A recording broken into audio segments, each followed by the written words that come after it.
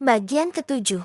Selamat pagi, Princess Andy Mr. Machowski. Ken dan Jane menoleh. Keduanya sedang bersiap untuk sekolah. Ken tersenyum lebar. Binar di mata kecilnya nampak kala melihat seorang pria berjalan mendekatinya. Wajah tampan bocah itu makin tercetak saat senyum lebar menghiasinya, menampakkan deretan gigi-gigi putih. Apalagi barusan Lex memanggilnya Mr. Machowski. Itu artinya sang paman sudah mengakui kalau ia bukan anak kecil ileran lagi, bukan? Pagi, Uncle Lex. Aku sebentar lagi. Siap. Bocah itu sedang menali sepatunya. Terlihat seorang wanita paruh baya membantu merapikan dasi seragam bocah itu. Jane baru saja selesai dikepang oleh salah satu pelayan di rumah itu. Gadis kecil itu berjalan mendekat, melempar senyum pada Lex. Pagi, Uncle Lex. Sepertinya Uncle sangat bahagia pagi ini. Tapi aku sarankan, berhati-hatilah, ucap Jane setelah menyalami pamannya. Lex menaikkan sebelah alisnya. Dari buku yang pernah kubaca, manusia terus tersenyum karena banyak faktor. Di antaranya karena perasaan senang. Akan tetapi, jika lewat dalam waktu tertentu, ada kemungkinan karena kelainan syaraf atau kelainan otak. Jelas Jane panjang lebar yang membuat Lex ternganga. Gadis kecil itu berlalu menuju ruang makan. Jane memang sering berpikiran jauh lebih dewasa dari usianya. Barusan aku dikatai oleh bocah ingusan, batinnya. Di rumah ini memang aura julidnya tak tertolong. Lex memang tak menanggapi ucapan keponakannya itu. Tetapi wajahnya berubah datar. Ia memilih untuk menduduki kursi tak jauh dari sana, membuka lembar demi lembar surat kabar yang tergeletak di rak sudut. Hei, Butter, kau tampak sangat sehat pagi ini. Lex mendongak saat seseorang menepuk pundaknya, lalu menutup koran pagi yang tadi dibacanya. Tentu, aku pasti terlihat semakin menawan, bukan? Lex lagi-lagi tersenyum. Hal itu justru terlihat aneh bagi orang-orang dekatnya. Lon menatap adiknya heran. Seorang wanita cantik berambut coklat menghampiri mereka. Wanita itu sungguh anggun dengan dress motif bunga sepanjang lutut yang dikenakannya. Sayang, cepatlah, kita sudah terlambat. Lon menoleh ke istrinya. Tangan kirinya memeluk pinggang sang istri dengan posesif. Ayo, ucap Lon sambil mengecup kening wanita di pelukannya. Wanita itu tersenyum manis. Lex mendadak buta. Cepat pergi, kalian membuat moodku kembali buruk, ucap Lex jengah. Lon dan Jill tertawa geli. Kent menghampiri kedua orang tuanya. Jill mencium pipi anaknya gemas. Kent, sarapanmu harus dihabiskan. Oke, oh ya. Ken dan Jane berangkat sama Uncle Lex ya. Sayang, sore nanti Mami yang akan menjemput. Jill menangkuk. Wajah bocah itu menatap matanya yang bulat. Dan jangan buat Uncle marah. Ya, Ken, ingat. Ken mengangguk sambil tersenyum lebar. Siap. Mami, percayalah, aku takkan mengecewakan Mam dan Dad. Lex menatap drama pagi keluarga Machowski malas. Ken dan sang paman sudah ada di meja makan bergabung dengan Jane. Pria itu tidak ikut sarapan, hanya menemani dua bocah, sambil jari-jarinya berselancar di benda pipi miliknya. Uncle, kapan Uncle menikah dan punya bayi? Suara Ken memecah keheningan di meja makan itu. Lex menatap Ken dan Jane yang telah selesai makan. Tidak, Ken, Uncle tidak akan menikah, jawab Lex sekenanya. Kent meletakkan gelas bekas susu yang sudah kosong di meja, lalu menyeka mulutnya dengan tisu. Jane menatap adik dan pamannya bergantian. Apakah Uncle tidak punya pacar? Oh, aku mengerti. Harusnya Uncle bisa lebih ramah dan menghargai wanita. Mereka suka diperlakukan istimewa. Jane mengulum senyum mendengar kata-kata adiknya. Lex menatap Kent lekat. Kenapa bertanya seperti itu? Kent menggeleng pelan. Aku ingin memiliki saudara lagi. Tapi Dad bilang, Mam tak mungkin bisa hamil. Jane dan Lex memandangi wajah Ken yang sebentar lagi mau nangis. Oma bilang, Uncle akan memberiku beberapa adik yang menggemaskan. Engkau tahu, Jetty anak terakhir itu tidak enak. Kau tidak memiliki junior yang bisa kau ajari keahlianmu. Lanjut Ken. Bocah itu mengayun-ayunkan kedua kakinya yang menggantung karena kursi yang ia duduki terlalu tinggi. Kent ingin punya pasukan yang mengikutinya kemana-mana. Ibu Jane, Kent melirik kakaknya. Tersenyum kecil. Aku bisa mengenalkan Uncle pada Miss Hill kemarin. Aku menanyainya karena keseringan kedapatan menggoda Daddy. Dia ingin segera menikah, tapi belum ada calonnya. Cerita Kent panjang lebar, membuat Lex tersedak ludahnya sendiri. Pria itu terbatuk-batuk, hingga wajahnya memerah. Hentikan obrolan tidak jelas ini. Bocah, ayo kita berangkat. Aku bukan bocah lagi seperti mereka. Umurku sudah 4, sebentar lagi 5. Ucap Kent sedikit teriak. Mereka yang dia maksud adalah teman-teman sekolahnya. Itu 3, bukan 4. Setelah Jane melihat Kent menunjukkan ketiga jarinya, bocah kecil itu buru-buru merentangkan 4 jari. Lex menggaruk tengkuk yang tak gatal. Aku hanya memacari Arabella. Meskipun cewek-cewek di sekolahku banyak yang mendekatiku. Aku tahu mereka menyukaiku, tapi aku hanya suka Arabella. Ucap Ken sambil memainkan dasinya. Dari mana kamu tahu kalau mereka menyukaimu? Ken, tanya Lex yang merasa geli dengan ucapan bocah itu. Tentu saja, hampir setiap hari mereka berebut untuk memberikan bekalnya padaku. Dan tatapan mereka padaku itu seperti melihat muffin coklat. Liurnya hampir menetes, dan ada beberapa kotak coklat di depan pintu. Setiap hari, dengan nama berbeda. Ibu Jane yang membuat Lex takjub. Seriously, Kent mengangguk dan tersenyum bangga. Aku akan mengajari Uncle bagaimana mendapatkan pacar. Nomor. Kent, uncilmu ini bukan tidak laku. Tidak ada wanita yang mampu menolak pesona. Uncle, Kent, hanya saja Uncle tak ingin memiliki ikatan konyol seperti itu. Kent mengerutkan dahi kebingungan. Kau tahu, kenapa harus terikat dengan satu wanita? Jika kau bisa mendapatkan mereka sekaligus, lanjut Lex santai. Uncle hanya belum mendapatkan hidayah dari Tuhan. Kent menghela napas. Lex melototi bocah itu. Bibit julid, aku akan mengadukan Uncle pada Oma karena telah meracuni otak kami yang masih polos. Ancam Jane. Ken tertawa. Ayo, kita berangkat sekarang.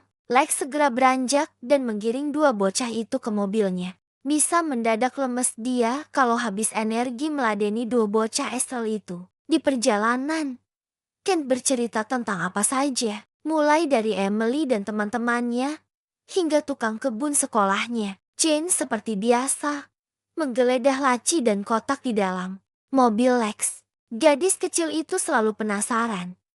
Kenapa pamannya itu tak punya sesuatu yang menarik? Mereka hampir sampai di sekolah. Jane bermaksud untuk meraih bagian atas mobil. Ada cermin kecil di baliknya. Tetapi gadis kecil itu sedikit kaget saat ada sesuatu yang tadinya terselip di sana dan terjatuh. Mata kecilnya melebar sempurna. Wah, foto siapa ini? Uncle, cantik. Kent ikut mencondongkan kepalanya, melihat sebuah wajah cantik di genggaman kakaknya.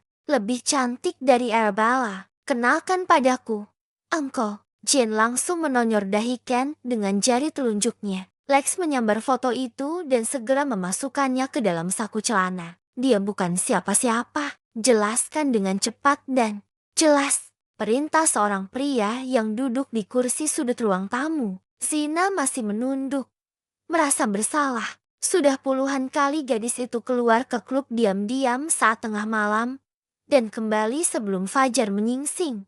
Namun, beberapa saat yang lalu, dirinya ketahuan sang kakak. Zina berusaha membuka mulutnya, ingin berkata sesuatu, tetapi lidahnya keluh. Maafkan aku, Eric, aku ke klub tanpa izin. Tapi aku tidak menyentuh alkohol atau bersama lelaki hidung belang seperti yang kau khawatirkan. Dengan sangat hati-hati, Zina berbicara. Jantungnya terasa akan melompat karena ketakutan. Dengan laki-laki, dengan Gisela dan Celsius. Aleric semakin menatap tajam gadis di depannya. Rahangnya mengeras. Pertanda pria itu sedang menahan amarah. Benarkah? Lalu apa yang kalian lakukan hingga pulang menjelang pagi?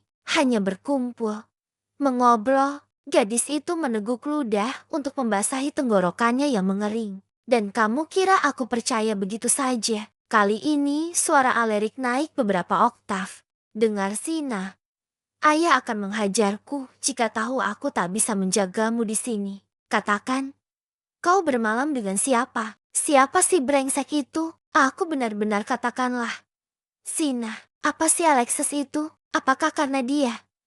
Kamu begini. Alerik mengusap wajahnya frustasi. Gemeletuk suara giginya yang saling beradu. Membuat Sina kalut. Apa maksudmu? Rick, semua orang tahu siapa Alexis itu.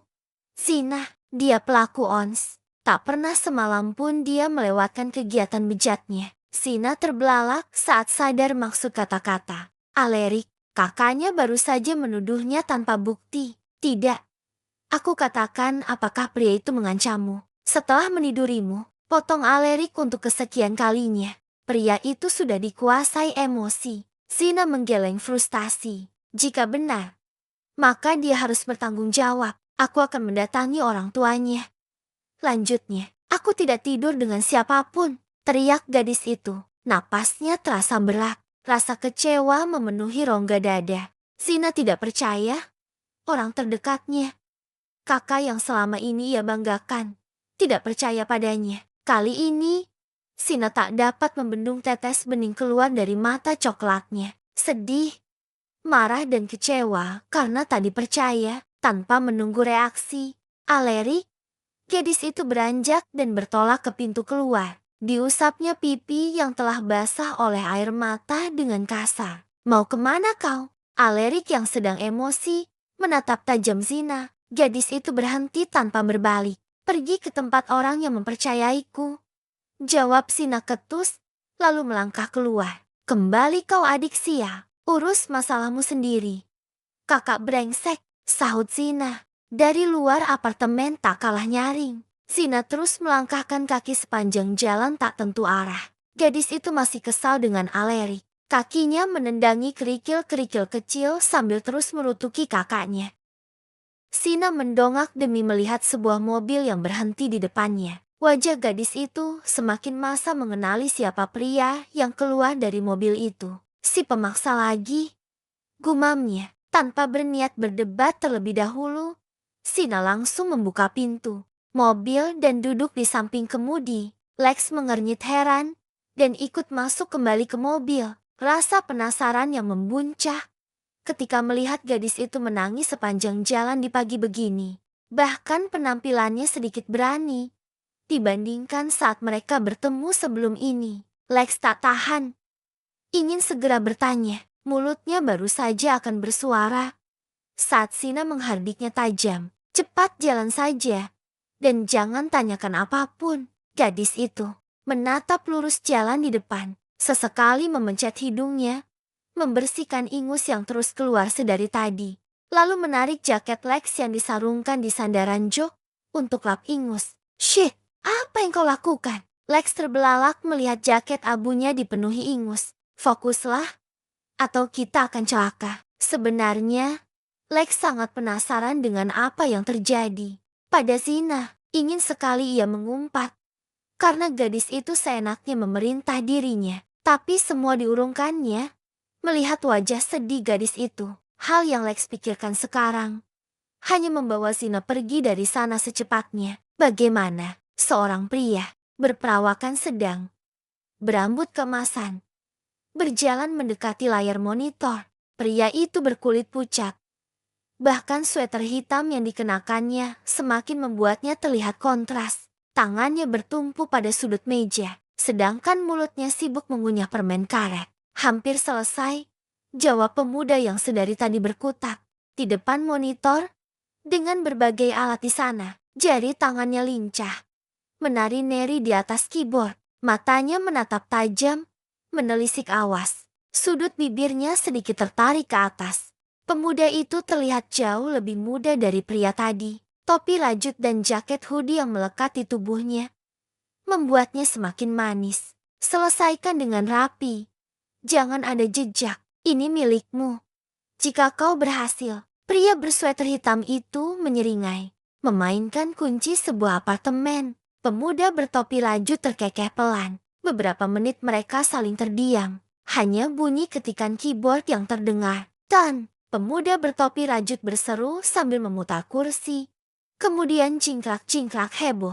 Pria bersweater hitam itu menatap monitor sejenak, meraih benda kecil di saku celananya. Senyum di wajahnya terbit saat melihat sesuatu yang diharapkannya. Terpampang dalam benda kecil itu, ia melepeh permen karetnya, membungkusnya dengan kertas dan melempar ke tempat sampah. Bravo, ini untukmu. Hawa, pria itu tertawa lebar sambil melempar kunci sebuah apartemen ke arah Hawa, lalu melakukan tos ala mereka untuk peringatan. 3 anaknya saja yang kita matikan sekarang. Andy, let's party tonight. Lanjutnya, with my pleasure, sir. Mereka tertawa penuh kemenangan. Tak peduli jika di tempat lain. Keributan melanda sebuah gedung. Di ruangan sebuah gedung, seorang pria berusia 30-an mengacak rambutnya frustasi. Dilepasnya satu kancing kemeja dan membuka simpul dasi yang melingkar di leher dengan kasar. Puluhan karyawan bergidik ngeri oleh kemarahan pria itu sejak beberapa waktu lalu. Suasana di ruangan semakin panas oleh bentakan dan umpatan yang keluar dari bibirnya. ARGH, kalian semua, cari tahu apa yang sebenarnya terjadi. Pria itu geram. Kemarahan meliputinya. Semua orang di sana tegang. Mereka tahu bos mereka yang baru itu cukup sadis. Seseorang mendekati pria itu dengan ragu. Mr. Aaron Thompson, kita sudah kehilangan 85% investor untuk Ender Vico dan Ender Smart. Dan kemungkinan bisa lebih buruk lagi. Pria itu terbelalak. Dia pikir hanya satu anak perusahaannya saja yang sekarat. Ternyata ada 2 lainnya. Aaron menggebrak meja di depannya hingga tangannya berdarah. Pria itu meraih apa saja untuk melampiaskan kekesalannya. Semua orang di dekatnya sontak menjauh. Tangannya mengepal sempurna. Aaron sangat sadar untuk sampai ke titik dirinya yang sekarang. Usahanya sangat besar. Pria itu mati-matian mengambil hati Jesslyn hingga rela menikahi putri Anderson itu agar dapat membangkitkan financial keluarganya dari keterpurukan, termasuk merelakan cintanya pada gadis keturunan Tiongkok yang dicintainya. Pria itu tumbuh dipupuk oleh kebencian ayahnya pada almarhum sang kakek, menjadikan dirinya mata pisau bagi sang ayah untuk balas dendam. Aaron sangat tidak rela kehilangan sebagian pencapaiannya saat ini. Cepat cari tahu keparat mana yang bermain-main denganku, titahnya penuh amarah. Pintu ruangan dibuka kasar oleh seseorang. Seorang pria tua berkacamata hitam dengan setelan jas putih tulang. Diikuti 4 orang pria berbadan besar memakai baju serba hitam. Apa yang terjadi? Aaron, kenapa tiba-tiba para investor Ender memutuskan kerjasama sepihak?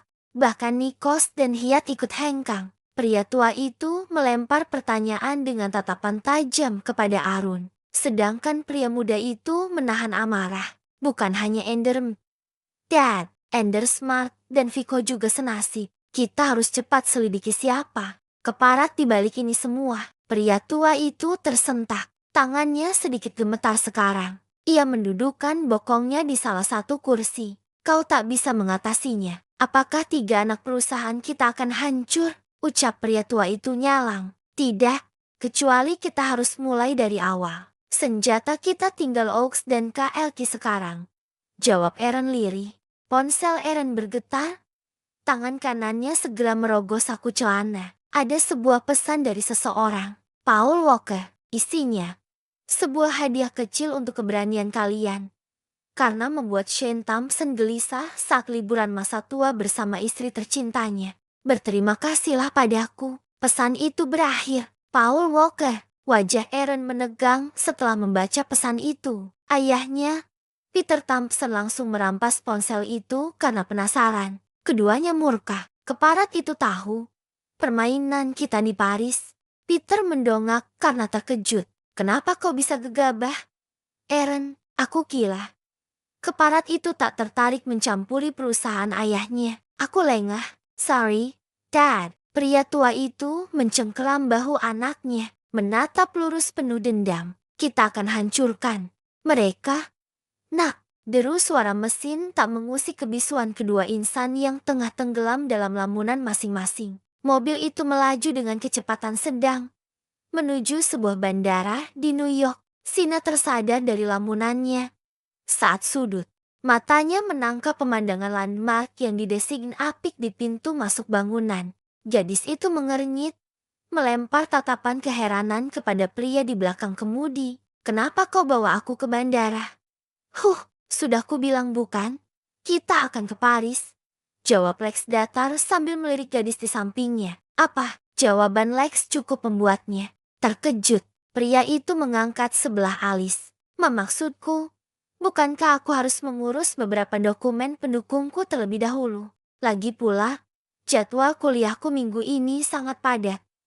Karena aku ingin menyelesaikan skripsiku secepatnya, ucap Sina panjang lebar. Gadis itu berbicara lebih cepat dari kecepatan kereta ekspres. Raut wajahnya terlihat semakin menggemaskan. Hal itu membuat tawa Lex meledak. Sina gelisah sekarang. Kekesalannya pada Alerik terlupakan sejenak. Gadis itu meremas jari-jarinya gusar. Berharap rencana pria pemaksa mengajaknya ke Paris gagal. Jangan khawatir, seseorang akan menyerahkan semua dokumen yang kita butuhkan sebentar lagi.